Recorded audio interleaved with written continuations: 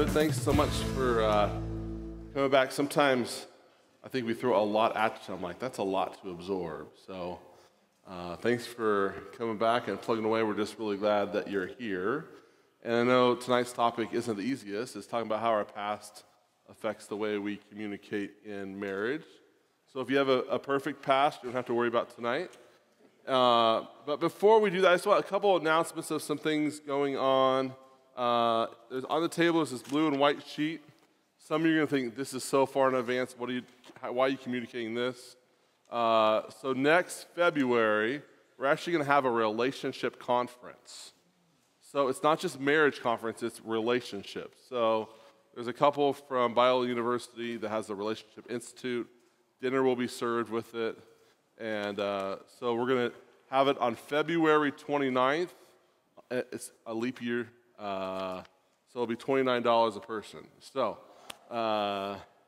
and so we'll actually do sign-ups probably at the end of this class in a few weeks. I know February feels forever away, but we think actually it'll be filled up, and he'll be in here with dinner and tables and all that. Also, I mentioned a few times the trafficking event is Friday. If you're around and are able to come Friday, 8:30 to 2:30 about signs of human trafficking. Zoe International will be doing a training here on Friday. And lastly, we're talking about your past. Where's Wendy, the author?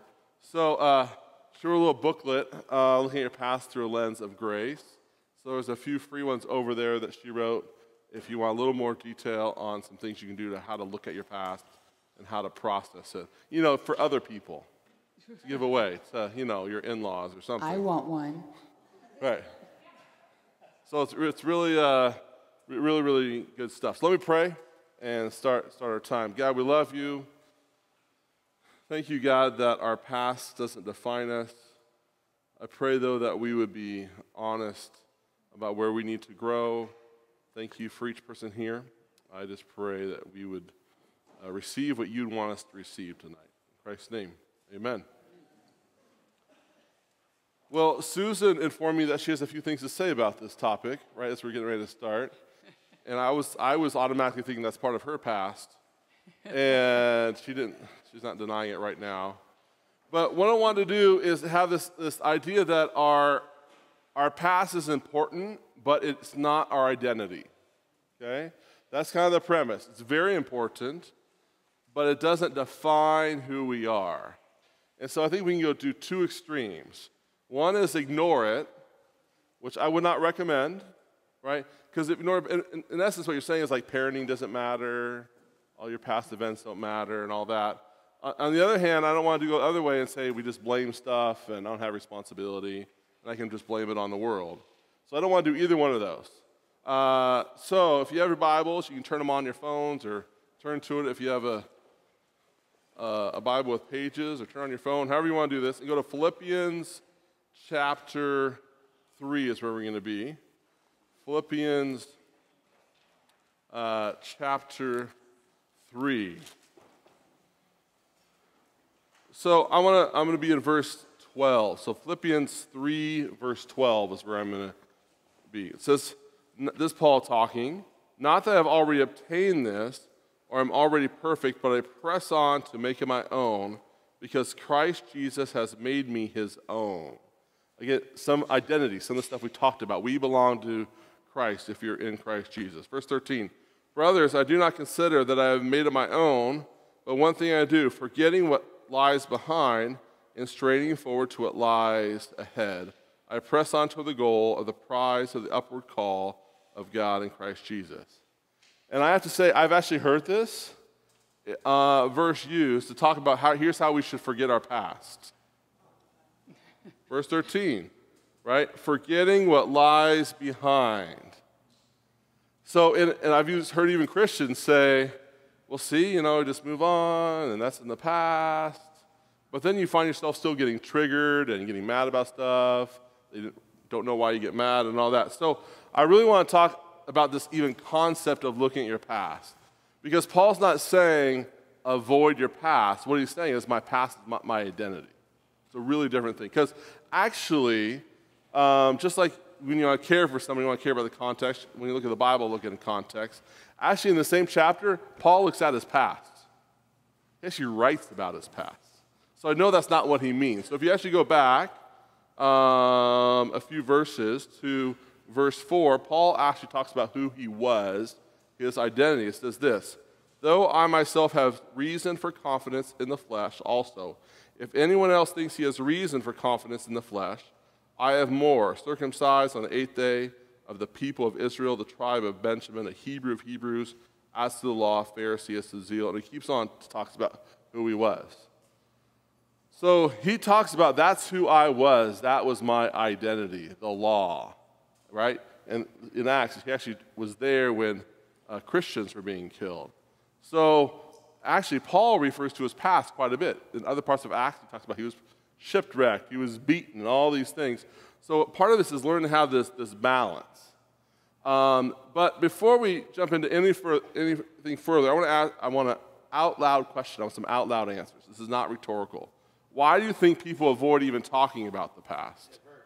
It hurts for other people. Yep. People are uncomfortable hearing it, right? If you go up to someone at a church and go, hi, how you doing? Well, I'm so resentful about my past. How are you? You're going to lose a lot of friends, right? Because they don't know what to do with that. Now, I wouldn't recommend you do that right away. Trust takes time, right? People are uncomfortable talking about difficult things. It feels awkward, and we're afraid of awkward. What else? What else gets in the way of us even? Yes. Guilt and shame. Yes. Might get judged. Yeah, you might get the look of this. What? You did what? Right? Yes. Fear of rejection. Absolutely. Absolutely. One of the things I hear about, and I'm curious what you'll say about this, Susan, is a lot of people say the following. It seems like everybody else in Santa Clarita or at my church has it all together, except for who? Me or my kids or my spouse. And I always joke, if that were the case, I wouldn't have a job. And so I wouldn't have any friends because I can't do perfect. Right, so what else do you think about this idea that everybody else appears they have it together and I don't? Give us some more thoughts about what's your thought when someone has that thought. Yeah, I think that we all want to be presentable and we all want to be valued and we all want to be liked on some level, accepted. Those are basic human needs. And so a lot of times we change our approach to people. We put on whatever masks we need to in order to be that person, in order to experience acceptance. We also look at other people and we see the surface, not what's going on inside. And so I want to mirror what they're putting off. So if they're putting off, I've got it together, then I want at least to try to be in that camp. And that's what I do. So it actually fuels loneliness sometimes. This idea of you got it together and I don't actually fuels a sense of loneliness. So this idea of talking about our past, I want you to just think right now, I'd love for you to think just in your brain, how did your parents communicate when they were stressed? Okay? If we had time, there would be some stories in this room. I said a person over here do this, right? It could be a drink, it could be all sorts of things. And so part of it is that affected us. Again, it doesn't determine us, but that has impact on how we communicate when you're stressed. Anybody here ever find, and this is not, don't raise your hand moment because your spouse already knows it. Anybody here ever find you deal with stress in similar ways, like a little anger, a little avoidance, a little sarcasm, a little stonewalling, right? Because that was what? Modeled. And so I find this a lot with young couples. They'll say, well, how I deal with it is the normal way to deal with it. And then you talk to their spouse, and they've been married 2 months, and they're like, well, that's not it at all, right? Because what we grew up in was normal. And so, and then often those things to collide because we bring a lot of assumptions from our past into the marriage. You want to jump in? Yeah. Dan stressed that the reason that we're looking at our past is not to blame, but to understand. What we need to understand first is that we're born into relationships. We precedes me. There's never been a time, even if we're really bad at relationships, that we haven't had some kind of relationship. We're born into a family or to a person. No baby raises themselves. So we're all born into relationships. Also, our parents were our first role models. And even if you grew up in a really godly home, everyone here is the adult child of a sinful parent. So no parent was perfect. And even those of you who had parents who gave the best that they could, it still wasn't enough to be perfect. And there were still issues and struggles that were created as a result of their imperfection and our imperfection blending together. So the goal isn't to fault our parents, it's to acknowledge the truth of our childhood so that we have a roadmap for understanding, for growth, and for change. Your parents had a story too. One of the biggest tools for me in forgiving the things that my parents did that were hurtful to me was remembering that. My dad was a fairly young Christian when he married my mother. He had only been a Christian for 4 years. He had previously been a Jehovah's Witness. He was raised in a home where his mother had both physical and mental illness.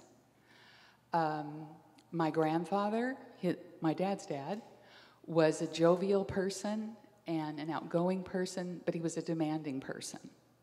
And I will never forget when I was 9 years old that my grandpa came to visit, and my 6'5" dad melted in front of his 5'9" father when my grandpa disagreed with him.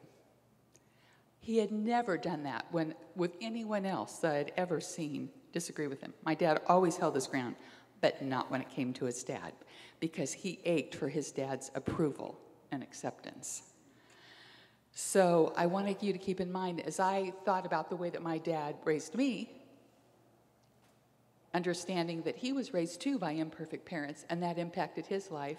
And sometimes we pass those legacies down, just like he passed down his height and my eye color. He also passed down some of those things that were dynamics within his family. And so unfortunately, many children bear the burdens of their parents' unhealed wounds. And I read recently a survey by counselors that I did not participate, but I read it, and it said 86% of the counselors who work with people say that most people spend their adult lives reacting to what happened between the ages of 5 and 15. The reality is, we repeat what we don't repair. And we want to give you a little bit of a roadmap tonight for how we can repair. So I would say the worst disease, I'm talking about physical disease like cancer, the worst disease out there is the one we don't know about, right? Versus there's a lot of cancers now where treatment is getting better. They're able to fight it and prolong people's life. But the one that keeps growing and we don't know about, what? Is lethal. And so part of this sometimes is we all bring stuff to our marriage that we sometimes have blind spots to that seem really obvious to others, but we don't quite see it, that actually sometimes can be lethal in our relationships. We don't even see, for instance, how we might be demanding. So when someone goes in a marriage from requesting, let's say a husband and wife goes from requesting to demanding, what happens is you put yourself in the role of parent and them in the role of child. Right? So when you go from, hey, I like this, to you better, and we don't always use those words, we kind of put that role like I'm the parent, you better obey, like you would tell your 4-year-old, you better not run into the street. And so sometimes out of frustration, maybe that was a pattern by men or women in your kind of family line, we end up having this role where you act like a parent. One of the questions I ask a lot with couples is, which one of you feels controlled? And they both go, me. Because one feels control maybe relationally, another feels like there's control intimacy-wise or money-wise. There's different areas of control. So in marriage, 2 stories, 2 different people with 2 different pasts collide. Now, I don't know if you are, but I'm a superhero movie fan. You probably would, I don't look like it, but I am. Yay, Avengers Endgame. Anyway, I'm not super into the fights and the explosions and the blood and the gore, but I love the relational struggles, and especially the origin stories. I love discovering how the superheroes became who they are, and Marvel does a really good job of showing that. And the same is true for us and for our love stories with one another. We all have an origin story. Most of us would better understand one another if we took the time to kind of take a field trip through our partner's backstory. Now, some of you may wonder why talk of the past helps your relationship today, because the experience of the past both positive and negative impact your present relationship, as Dan has already said, but also because you cannot change what you don't acknowledge. So, for example, have you ever been surprised by an extreme emotional reaction from your partner that kind of came out of the blue? Anybody? Maybe you said or did something that you thought in your mind was relatively minor. You were just kind of going on throughout your day, and the reaction was huge. Or it resulted in a complete shutdown or withdrawal. If that's the case, it's probably because you stepped on an emotional tripwire that had been planted earlier in their life. As some counselors say, if it's hysterical, it's probably historical. So when a man and a woman come together in marriage, their stories collide, and we want to understand a little bit more about what that collision looks like, because the more we understand each other, the more we can watch for the collisions. So there's a paper in your packet called Sharing Your Stories, I think. Page 2. Okay. And we're going to take 2 minutes, and if you're with someone, great. I want you to each take 1 minute each and see how many of those first 10 questions you can answer in 1 minute. If you're on your own, answer it for a significant other and then go home and ask them and see if you were right. Okay? Or fill it out for yourself if you've never really thought about that. Now, these are kind of more fun questions, but it just kind of opens the door to talking about your backstory. And maybe you'll find information you already knew, and maybe not. So 1 minute each, go. Okay, gang, let's stop. You don't have to share what it is, but did anybody learn anything new about their partner? Couple of you? Yay. Okay. Well, hopefully, if you didn't get through all the questions, you can get through further ones when you're on the way home, or if that's going to cause tension and you're not going to mind the road afterwards sometimes. Like I said, I'd love for it if part of the class gave you the opportunity to remember how to, or even a mindset or intentionality about learning more about your partner's story, because that's going to foster a level of understanding, and Dan's going to talk in a minute about how that promotes compassion as well. Let me give you one example. Let's say that a major part of your wife's story is that she was deeply hurt by a cold and rejecting father, and she carries that into her marriage with you. Now, you can, as a husband, you can have one of two responses. You can be angry and defensive and burdened because you're going to receive some of the fallout of that pain. And she might even sometimes put you in the box with her dad. Or you can do the hard but loving work of embracing your bride and her story with care and with compassion, and display to her that you really want to be different. You can share your sorrow for the actions of the dad who came before her and show her grace when she forgets that you're not one of them. When you walk through the door, though, carrying pain or fear, there's no space for carrying grace. That's why it's a really great idea to think about exploring the roots of the fear or the pain so that you can embrace grace toward your partner. So let me give you an example of this. I was talking to a couple, and in this situation, the husband worked a lot, and he worked downtown, and they had 2 little kids. And it was challenging because she was tempted to interpret his working a lot equals he doesn't care about her. If he really cared about me, he would work basically the schedule I hoped for. It didn't go well until he then got a promotion, which means his commute would be about a half hour even longer. And he's really excited. And then he looks at her and is like, why aren't you supporting me? And then I looked at her, and you could just see the fear in kind of her face, a lot of emotion. And I just said, what's going on? And she's like, I'm just remembering what it was like for me when I was 7, the same age as my oldest daughter. I'm like, are you comfortable sharing it? And she goes, sure.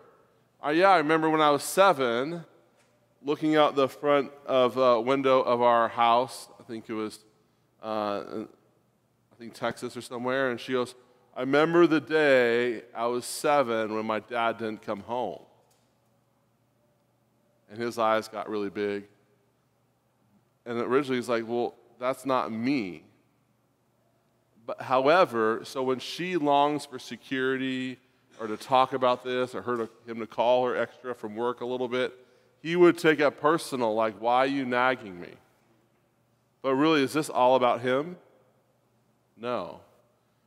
Her hurt of feeling abandoned makes her vulnerable to take things personal in the marriage.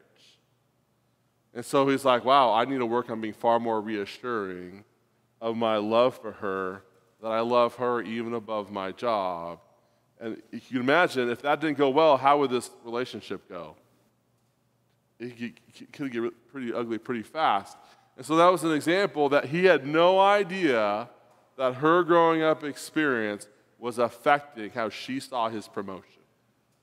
And I don't think she even realized the full clarity of it until she kind of sat there with her eyes full of emotion going, envisioning. She kept playing that tape in her head.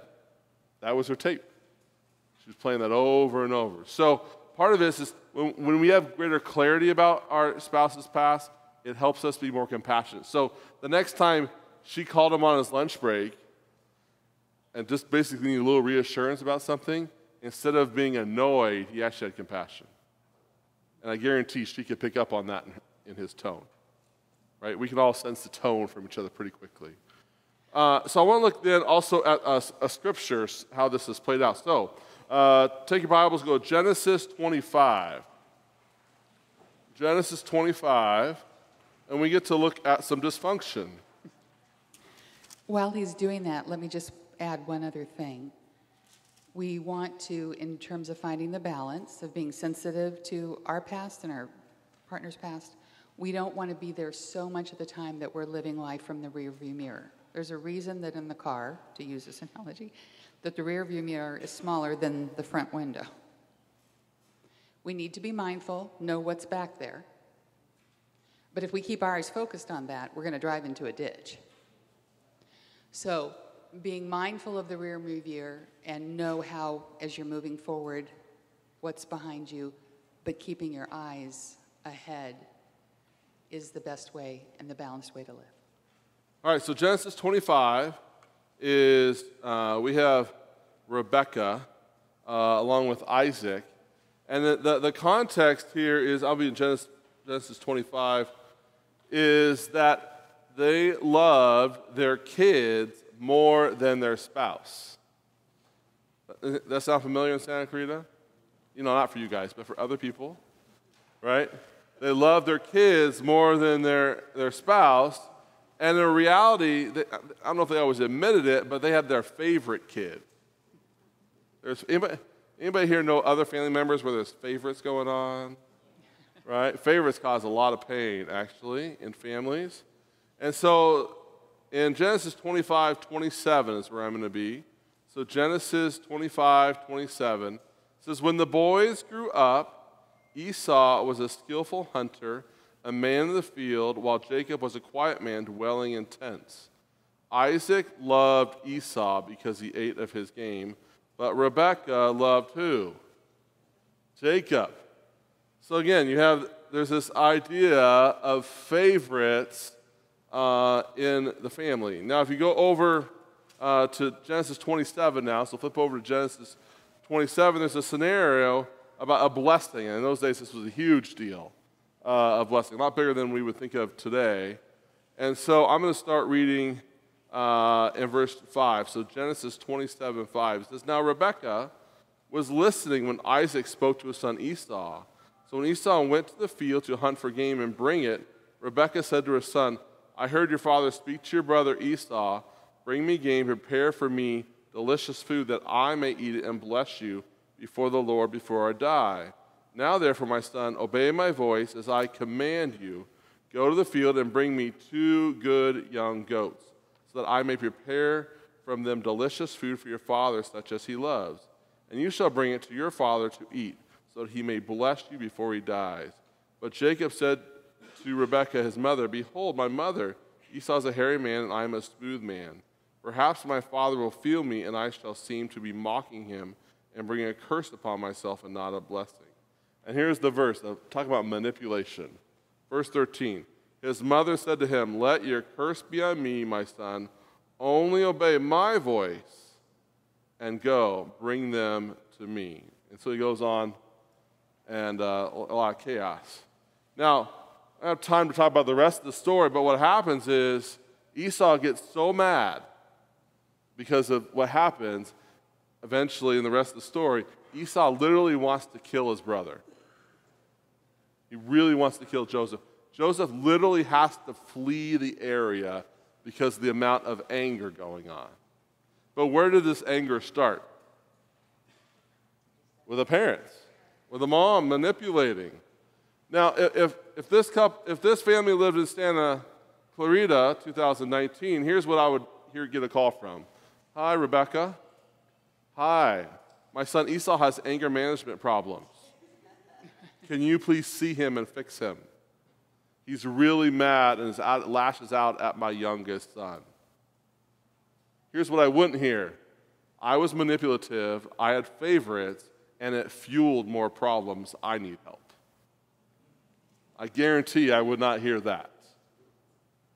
So if you go on to the story, the next generation now, it just kind of continues. If you go now to Genesis 37.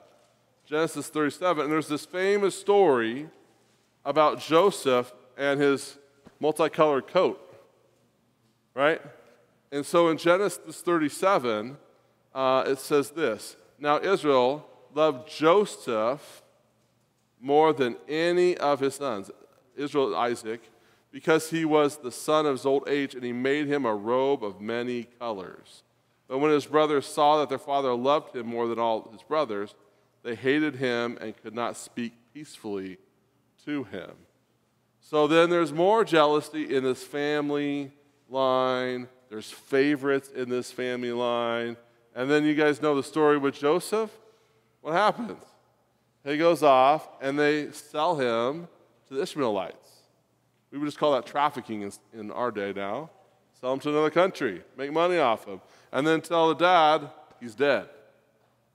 So just think of the generational placing kids above the marriage, manipulation, favorites, and passive aggressiveness that's being passed down. Actually, if you look at Abraham, he actually lied going down to Egypt earlier in the book. So there's this pattern throughout all of Genesis of favoritism and all the problems I just described. There's not one single verse that says, "And there was confession about lying," or about the way they parented. There's not one admission. And so what happens is manipulation is the norm. It's the norm. And so it affects people literally their lives, where they have to move to, who they hide from, who has power, people threatening to kill people, and all those type of things. And so what happens is what was passed down to us, some of the unhealthy patterns, we actually think is normal. And then our lovely spouse likes to point them out and go, "Hey," right? Don't raise your hand on this one. All right, please don't raise your hand on this one. You'll need to see Susan later tonight. Okay? Who here has ever had the experience where you saw something your spouse did and you're like, they're just like their parent? And you're like, I can't say that. That's not going to go well. But you see it really clearly, but they what? They don't see it. They don't see it all, but you see it like, wow. Right? By the way, whenever you bring that subject up, if you need to, please be really gentle. That can be used in a lot of harmful ways. And so, just like in this story here, it continues for us. So, if I was more sanctified, I wouldn't think this, but actually these passages really reassure me because we all come to some degree from dysfunctional families. And this kind of illustrates that, because these people also did some wonderful, incredible, godly things. I always used to tease my parents, I love how we put the fun in dysfunction. And if the reality is, if you don't have any baggage, you don't have a pulse. So I like to see these stories and how these people, in spite of all their baggage and all their dysfunction, God redeems them and uses them for good and for his glory. That is a wonderful truth for me. So if you look on the first page of your handout, sorry there's a typo, there's two number 3s. It says developing a healthy mindset in page 1, very first page. It says A and then prayer. So here's a prayer I would encourage you to think about. God, help me be grateful for the good things I receive from my parents, and help me learn from the painful things. Please give me great clarity for the unhealthy patterns that were modeled for me. Right? Again, and this is sometimes hard. This is painful. Anybody here rather get stuff done off their checklist than deal with pain? Yeah, I think that's really common. There's a lot of things I'd rather do than go, let me look at some of the dysfunction. In me, not in you. In you, that's kind of okay, but me, right? In me, let's put that off to next year. And so I think this is a prayer. God, give me clarity about what was modeled. What was modeled. Because without clarity, we just kind of keep going down the same path. Just like Abraham, Isaac, and Jacob, Joseph. They just keep going doing the same thing, and they're having these disastrous results. So what I want you to do now is go to another handout, page 3. How did my parents model? All right, I'm going to actually encourage you just to write stuff down, not even to talk to your spouse right now. Just to write stuff down. What I want you to do, there's 34 things listed here. What I want you to do is read through this whole page and circle maybe 2 or 3 of them that you haven't thought a lot about. Some of you like, number 7, I've thought about money in our family, how it's affected me. But I really haven't thought about number 1. It's not something we talk about at Thanksgiving, right? How to deal with shame. Hey, how's your shame? Pass the turkey, right?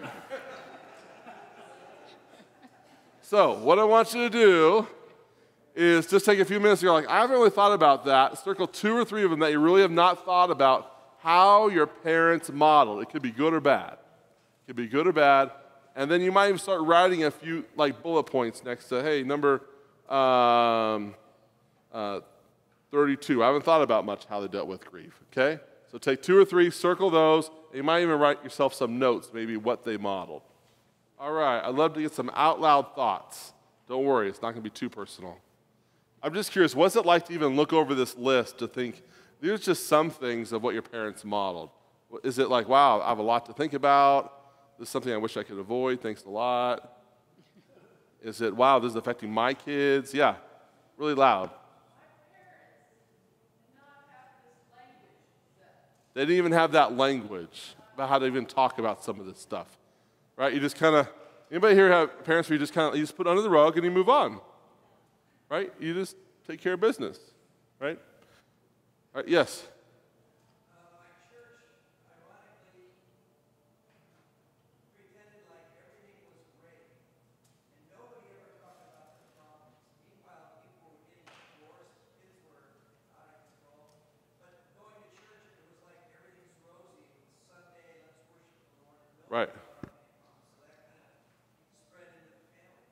Spread into the families. The contrast between what was the appearance of church and what was reality was this huge gap. Yeah. I think that happens, unfortunately, more than I want to admit sometimes. His comment made me think about the fact it is so interesting to me and so ironic in a really sad way that we go to church to worship the Lord and we act when we're there like we don't need him. Like I'm above living life in a broken world as a broken person. And that is so sad to me. The church is meant to be so much more than that. I know some of you have heard this Larry Crabb have the statement, I wish the church was more of a hospital and less a museum. Right? Well, I got it. But really, we need a lot of support. We need repair. So one or two more. What stood out as you read through this? Yes, sir. What would my kids' answers be? Yes, that's a humbling thing to think about. It's been a few times with my own kids, I'll say, so tell me what you like and don't like about our family. And I promise I won't get defensive. I go, no. That type of thing. Right, because it's humbling, because it's hard to step back and think about some of these things. Absolutely. In my role, and my favorite type of counseling is premarital counseling. I have the opportunity to do a lot of premarital counseling. And we talk a lot about number 33, because a lot of them, I would say over the last 40 years of doing this, very few have said to me, I got to see how my parents had a conflict, how they worked through the conflict, how they resolved the conflict. Either the conflict was loud and noisy, and then it just dissipated, or they just continued to scream, or even if they had a conflict, they took it behind closed doors, but everybody knew about it, and we never know if it was fixed or not. It just magically got better. And so if families have different styles or approaches to conflict, you may not just have the tools, like you were saying, when people don't even have the language or the tools to know how to approach it, because everybody has them, but how do we deal with them? My nephew and his wife, they have a great marriage. They've been married 10 years. They have a daughter. But when they were engaged, they had their first conflict. And because she was raised in a family where everybody was out in the open and discussed things, and he saw his parents almost never conflict. So when they had their first disagreement or fight, in his words, her words was disagreement, his was fight, he went back to his dorm brokenhearted, like, the relationship is over, and he was already started the mourning process. She was like, this was so good, now we're getting somewhere. Completely different experience. And they had to learn that the language of conflict just looked really different to both of them because they were both trained differently in how to do that. Yeah, I think arguments are a lot like car accidents. Everybody has a different opinion of what happened. Right? Whose fault it was, how did it start, what was really going on. And our lenses are so different.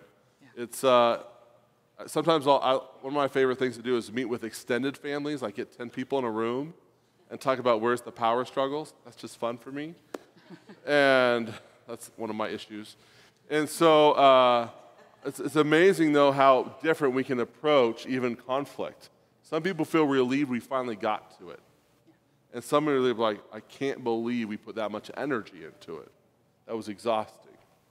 All right, so let's look now at some of the clues that the past is affecting the present. Right. That the past, I think it's on page 4, or it says 10 clues that the past might be present. Because most of the major breakdowns in communication and relationships stem from the unhealed, unresolved, unnoticed places inside of us. And we tend to relate out of those broken places. So let me say first example would be a sudden rush of intense negative emotion. This would be where again, like I said earlier, out of the blue, we get defensive or angry. It's like the volcano blows.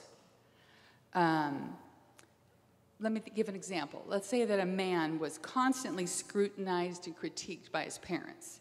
He just never felt the freedom to just sit and relax. His dad always wanted him doing something productive. So he's married, And his wife walks into his home office where he's just sitting there comfortably and thinking about what he wants to do next. He's relaxed. And she said, "What you doing in here?" And he hits the ceiling, feeling intruded on, and that he was going to be caught in the commission of the crime of relaxing, when all she was doing was interested in making a conversation and curious about her husband.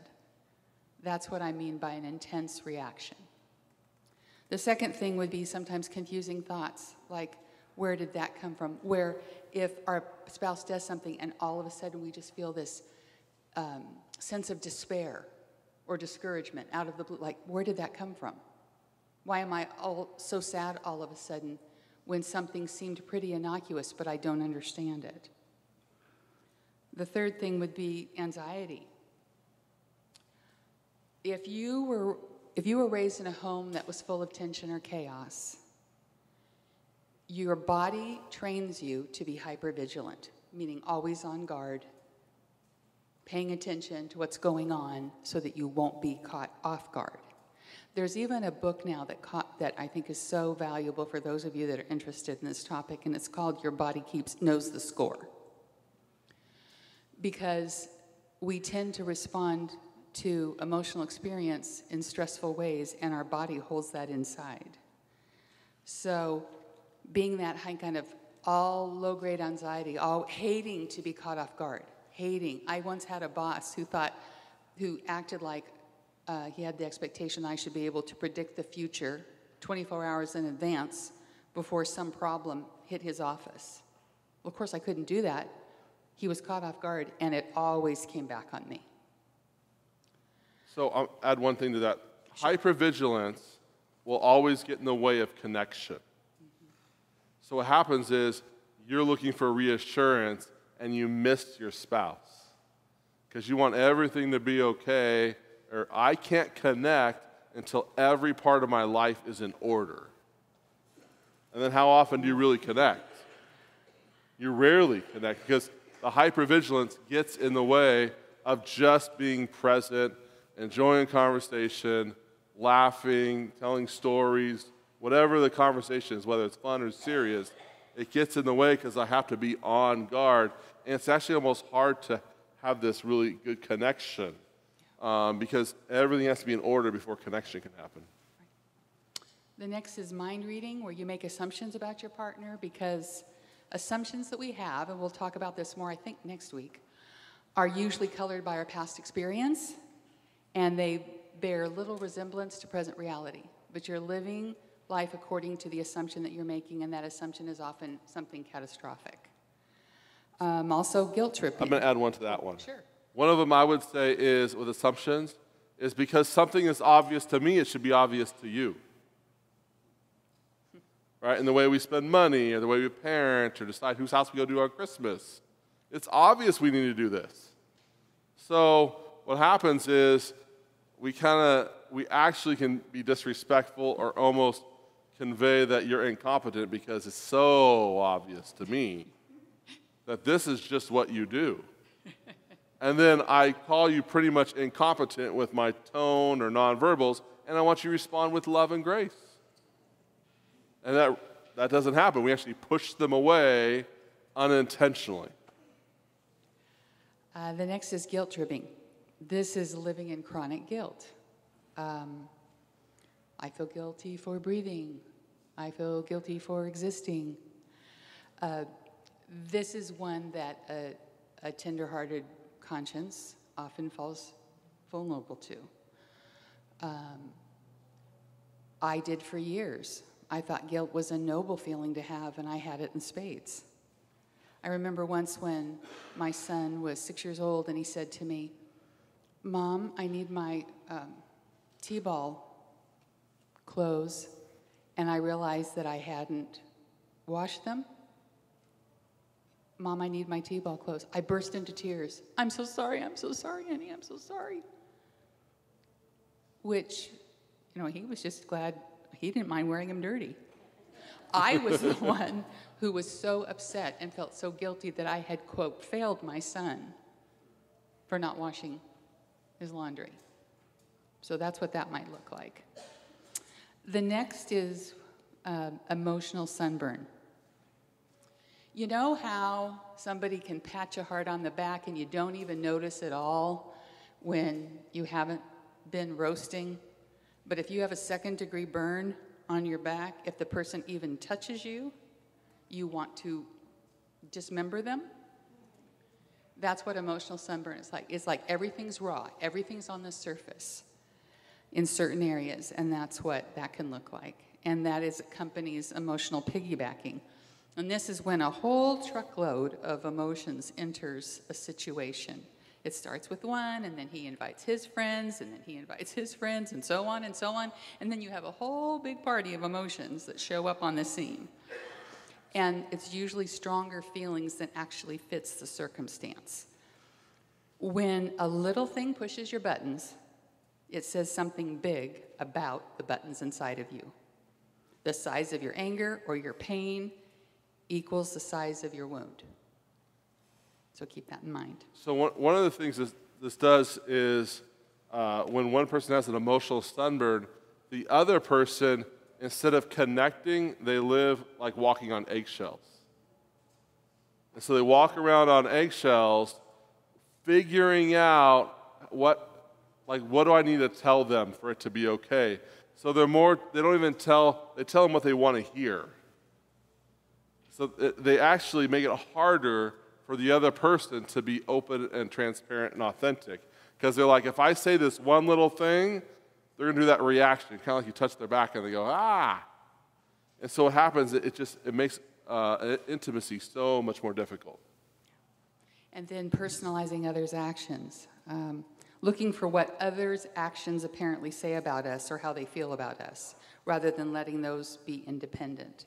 I love the fact that when I was a self-obsessed teenager, that my mom said to me, you wouldn't worry so much about what other people think if you realized how infrequently they think about you at all. That really helped me.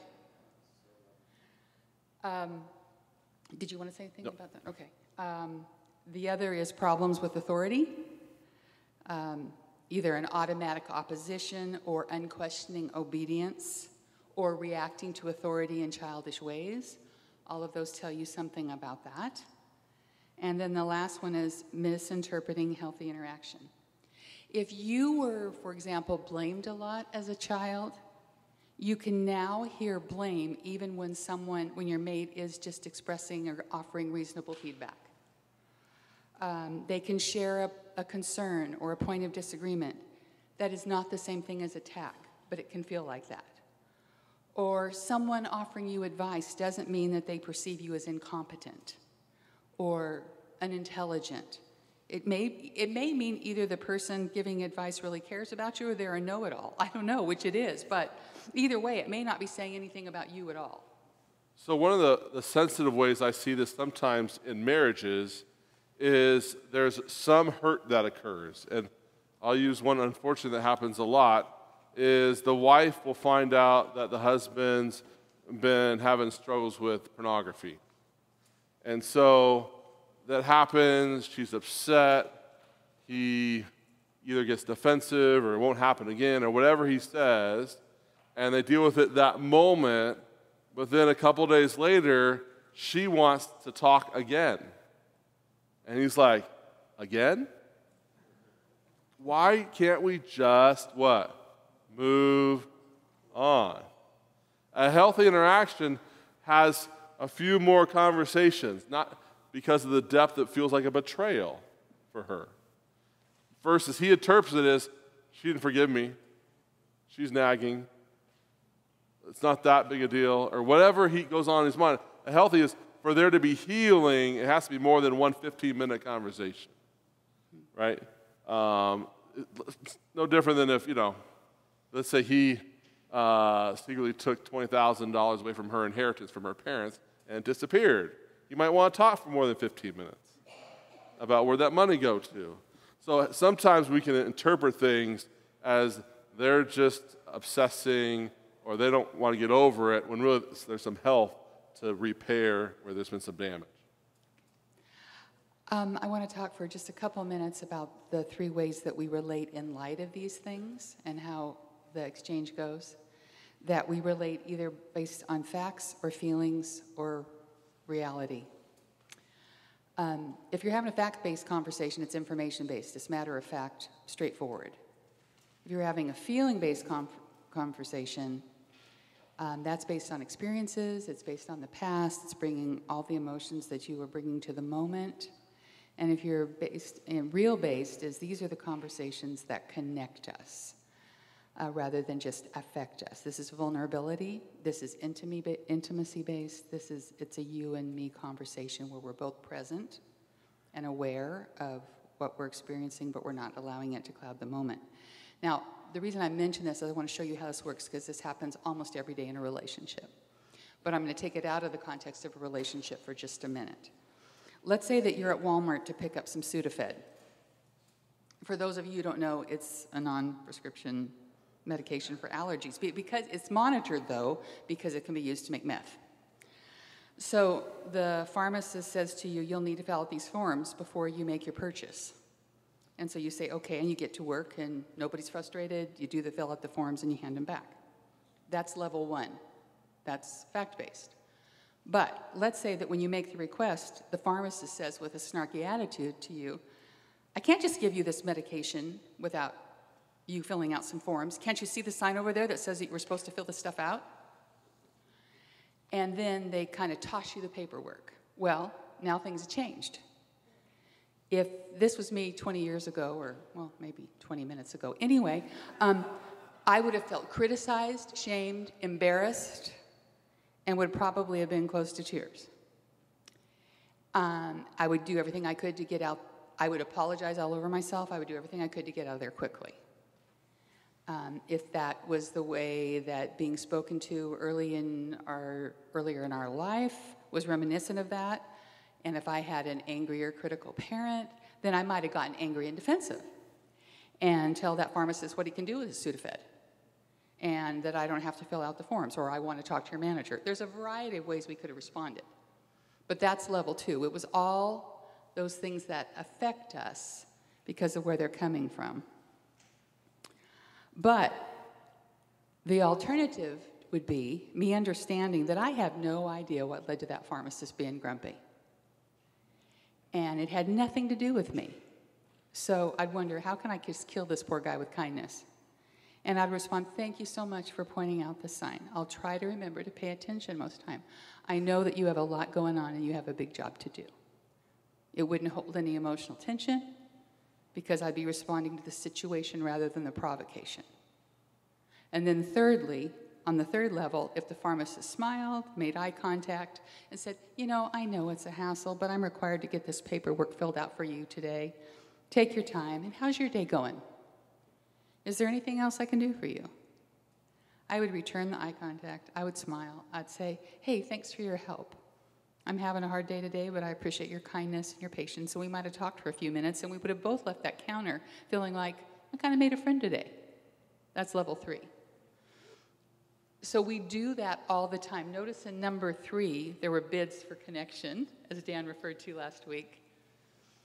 But we all have a decision to make every time we encounter our mate. And it's like, on what level? I mean, sometimes it has to be fact-based. But how am I going to interact? Am I going to bring all my stuff into the room and react on that? Or am I going to remember that I want to be connected to you, and that's the basis on which I'm going to relate to you? Do you have anything before I? Yeah, I would just say, so I think one of the principles from that is that how do I not let my spouse's tone dictate my tone? Yeah. So when my spouse has a rough around the edges kind of comment, I respond with kindness. I think that takes the Holy Spirit within us to do that, versus if I only respond in the exact same tone when it's loving to kind of rough to rough, what happens is we have a lot more emotional turbulence in the relationship. We have a lot more ups and downs that will happen. All right. Oh, go ahead. You go ahead. I wanted to mention, too, why I wrote below that, and I know it's just 3 words, but it's a lot of work. The challenge is to feel, to deal, and to heal. And what I want to say about that is you may need to grieve what you had or didn't have in your childhood. And that can be a required link between a wounded childhood and healthy adult intimacy. I don't know how the rest of you feel about crying, but almost every day I have someone in my office apologize for it. Please don't. Did you know that tears of sorrow contain about 38 toxic stress hormones? So when you're crying, you're releasing them. So for all the people that used to tell me, stop crying, I say, do you know that there's scientific evidence that I'm doing the right thing? And so get off my back. So shut up and let me cry. Tears, somebody said, tears are a watery conversation about something that matters when plain old words don't work. I love that.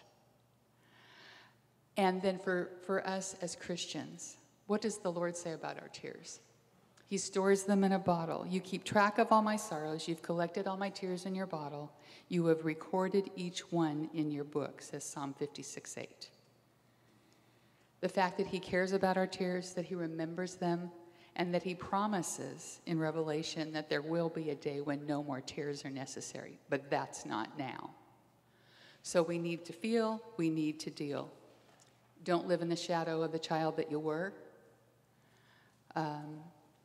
And you need to own your pain, and you will not get over it, but you will get through it if you're faithful to process it and to take it before the Lord and allow him to do some healing. Get healing for the stuff that you need extra help on, because if you don't deal with your stuff deals with you. And if you never heal from what hurt you, you're going to bleed on the people who didn't cut you. And you don't want that, folks. Because when you're unaware of your individual pain, you tend to inflict it on your partner. That's not your intent, but that's what we do.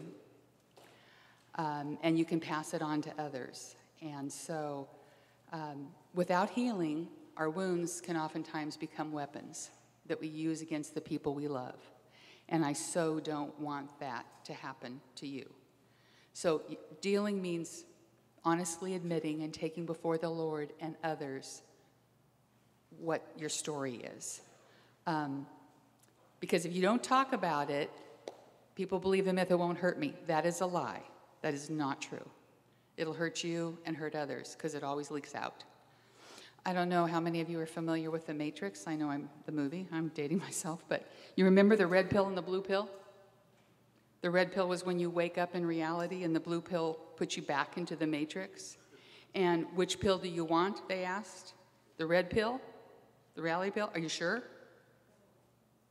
The reality check can be painful, but it's necessary. So everybody needs to take the red pill. So one of the things we have to be really careful about is that because in our minds we have good intentions, that means I'm innocent. Or I'm free from how my actions impacted the person next to me.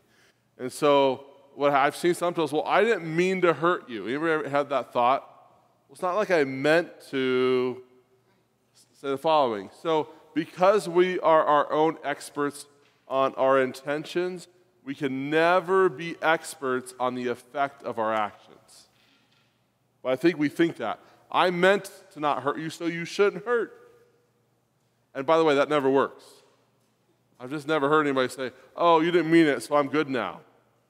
I just have never heard that. So we have to be really careful that we have because we think we have good intentions, that now we can be in the authority on how it affects them personally or emotionally. We have to be really, really careful. Yeah. It's just like if you accidentally trip over somebody's feet. They didn't mean to trip you, but that doesn't mean it didn't hurt when you fell. So we need to separate intent from experience because they're oftentimes two different things. So let's talk about what if. Okay. If we're going to lay out a few scenarios if this happened to you in the past, how that might affect a current marriage. So first one, let's say someone in the room grew up with very little nurturance. Okay, very little nurturance. one of the ways that plays itself out is this. It's just really hard then to provide nurturance for your spouse when they're struggling. What happens is it feels like you're not reachable, and it actually can build some walls, and so you're just coping instead of connecting. And so there's a lot of impact to that. What are some of the other impacts in that scenario? If you were born into a home where your parents, because of their own brokenness, didn't know how to nurture you, you oftentimes will have a vulnerability to coming out of that home, what I like to call, and this is not original to me, but I don't know who it is, neck down dead. You keep your whole life from the neck up. Because if you didn't learn how to express your feelings, if your feelings weren't received, if they weren't accepted, if there wasn't the nurturance that goes along to help to build a healthy emotional life, then you also tend to live your life up in your brain. And it's disconnected from your heart. And one of the greatest heartbreaks for me in that arena is the fact of how that robs you of the joy of the Christian life. Because yes, it's knowledge, but it's also relationship. You know, it's intellect and emotion. And it's really hard for children from non-nurturing homes to have that full-bodied, joyful experience of walking with Christ. One other thing that I've noticed over the years of working with people who were raised in non-nurturing homes is that there's often, this is not in every case, but generally speaking, if a mother hasn't been nurturing, daughters tend to get angry. The same-sex child tends to get angry at the non-nurturing parent. But men, boys, get heartbroken. And they refuse to be vulnerable because the pain was too much to bear. So they close off emotion and live their life free of vulnerability, which again, as Dan has said repeatedly, it prohibits connection. One other aspect of this is I actually think it makes people more vulnerable to roommate marriages because of the neck up, where you're living in the same house, you're paying the bills, you're functioning, but it has that feeling more of roommates than I would say spouses. Next one. You grow up. One other thing, Dan, Sure. I just remembered. About 10 years ago, I had a client who was not raised in this kind of home. She had children that were in high school. And when we talked about how the lack of nurturance impacted her and then her children, she was brilliant, intelligent, had a great job. She said, I was so busy providing for them that I missed out on providing for them, meaning meeting their needs, hearing their hearts. And that was such a heartache to her, and I was heartbroken for her. Another one, you grow up with a parent who has a substance abuse problem. One of the aspects of this, it causes hypervigilance that we talked about earlier because you're constantly on alert to try to be safe. And so you try to cope instead of connect is one of the aspects of if you grew up in that experience. It can also make a child feel like that they weren't chosen, that they weren't valued. I've had many people say, I felt like my mom or my dad chose booze over me or chose drugs over me. And that promotes a lot of despair or anger because of that. And so again, they carry that not being chosen, either seeking out to be validated to the point where they become codependent, or on the other hand, trying to live really independently and like an impenetrable fortress. Another one, you grow up with a parent who is legalistic. I see this in kind of church settings. And one of the ways I see this is that you only can connect if you agree. Right? You only can connect if you agree. So people then tell others what they want to hear instead of saying, hey, what do you think about that? There's a lack of curiosity that it actually squashes this idea of curiosity. And you only get along if you follow all the rules. And so what happens is this actually forms more family secrets. So in my kind of social work life, if there was, I would say, over-the-top rigidity in a home, it didn't matter the religion. It was Catholic, Christian, Mormon, whatever it is. If there was this high level of rigidity, it was amazing the amount of sexual abuse in the home. Because family secrets, because you were just stuck, and there's such rigidity that it really fueled this idea of secrets. I saw it.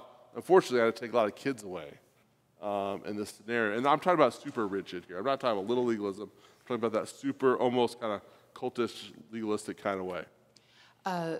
Something else about legalism, because that was my home.